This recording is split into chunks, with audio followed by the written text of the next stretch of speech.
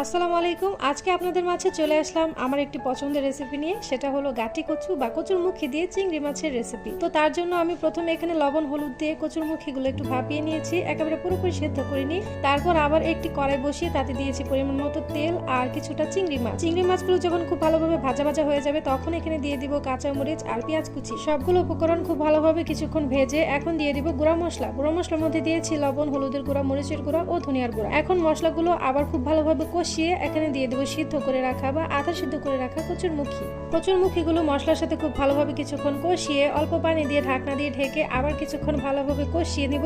যখন দেখবেন খুব ভালোভাবে কষানো হয়ে গেছে আর মুখের ভিতরে ভালোভাবে মশলাগুলো ঢুকে গেছে তখন এখানে দিয়ে দেবো পরিমাণ মতো গরম পানি ঝোলের জন্য। আর কচু তরকারিতে আপনি যত বেশি ঝোল দেন না কেন তা ঠান্ডা হওয়ার পর কিন্তু একটু ঘন হয়ে আসে। তো আমি এখানে একটু বেশি ঝোল দিয়েছি আর দেখেন আমার তরকারিটা তৈরি হয়ে গেছে। আশা করি রেসিপিটা আপনাদের ভালো লেগেছে। অবশ্যই বাসায় ট্রাই করবেন। ধন্যবাদ।